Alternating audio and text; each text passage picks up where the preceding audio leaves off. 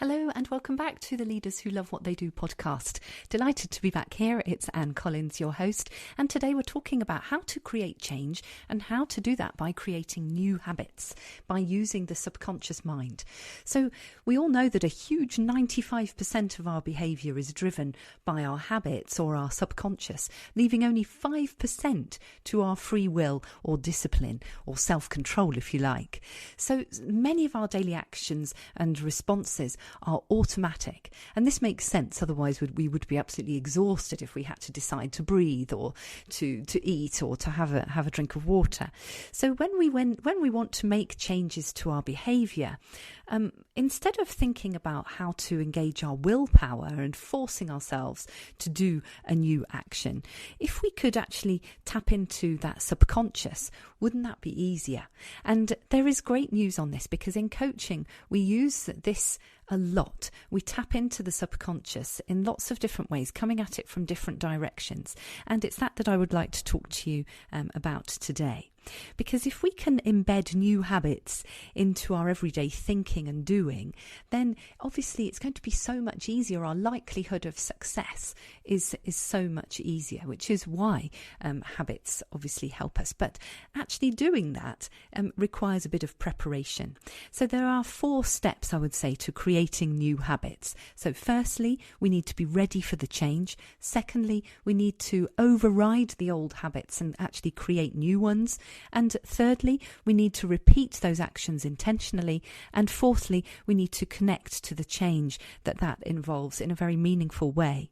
So the first step, are you actually ready for change? So checking your desire for change is a step that many forget. If it's a I should do this, it's not probably going to have the desired effect, because if we don't really want that change, then what do we tap into in terms of motivation? So really asking ourselves, how much do we want this change, and are we ready for the consequences?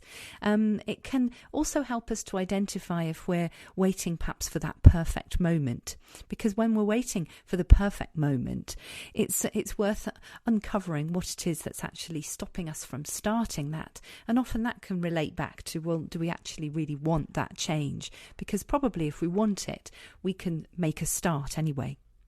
So going back to thinking about our purpose and values is a very valuable exercise here. This will help you to get the direction and the motivation to persist in the long term. And as we know, with any behaviour change, persistence is going to be key. So step 2, creating new habits that override the old. Because undoing habits is very difficult. By their very nature, they are ingrained and automatic, which is why I encourage my clients to create new ones. And being very precise about what those new habits are going to be is so important. So for example, if we have the intention of getting fitter, for example, that will probably have less success than do a 30-minute walk 5 times a week before work, because we can visualize it easily, we can celebrate it, we can measure it, and we can really start to see what that's going to look like on a daily basis. Getting started is a common hurdle, and creating a visual nudge can also help. So, for example, to remind myself to get up and do early morning yoga, I created a visual nudge. So my yoga kit is actually on the floor right next to my bed, and that works. Of course, I must remember to put it there the night before, and that also sets the intention for me the night before. It's almost another mini nudge, in fact. It's checking, do I really want to do this? And if I do, I will make the effort to actually put that kit out there. A client of mine wanted to get into the habit of going for a run at the end of the day to create a boundary between working from home and the evening with his family. So we thought about different ways of doing this and how we could create a visual nudge for him. And what he decided to do was to place his trainers at the door of his study after lunch, which created that visual nudge. It also, again, set the intention earlier in the day, reminded him that that's what he had actually wanted to do. And that was just the reminder that he needed, the little push that he needed to go and get his kit and actually go and get it sorted and go out. Simply announcing your habit to friends and family is something that we're very aware of. We see people announcing on social media that they're going to do certain things, and that's a way of getting accountability and helping us to embed a new habit. And this creates an enormous motivation for many people. So keeping it simple, just enlist the support of someone who's going to maybe send you a little reminder or check in with you and see how you're getting on. Using an app or a tracker, or simply just noting your progress in a diary can work too. So it doesn't need to be complicated. Just these little ways of starting the habit, getting it up and going, getting a bit of support, celebrating the progress as you're going along, and just making sure you build in that pat on the back that we all need. The third step is about repeating actions intentionally to create new neural pathways.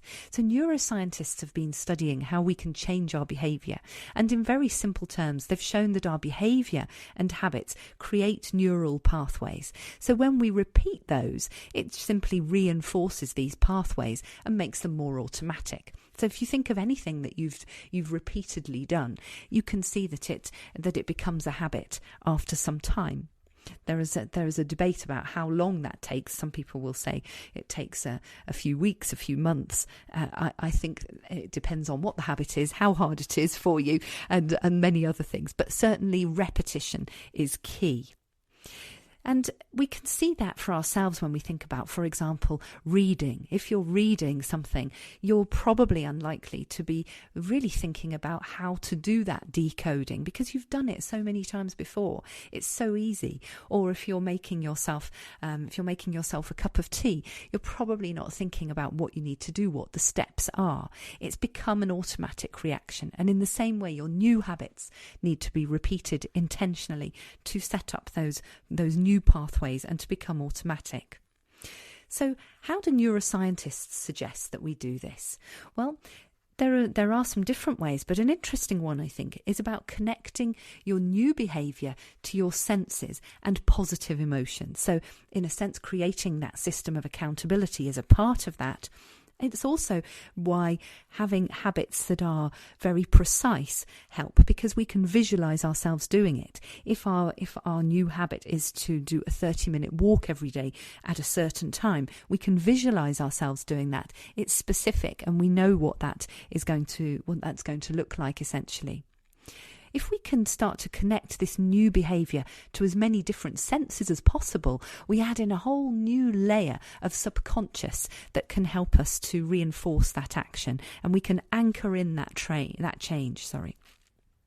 So by visualising what you're seeing, what you're hearing, what you're touching, and paying attention to the positive emotions that you feel as that new habit is being introduced, you can start to train the brain, in a sense, to make those connections between that action, that new action, and those feelings and positive emotions.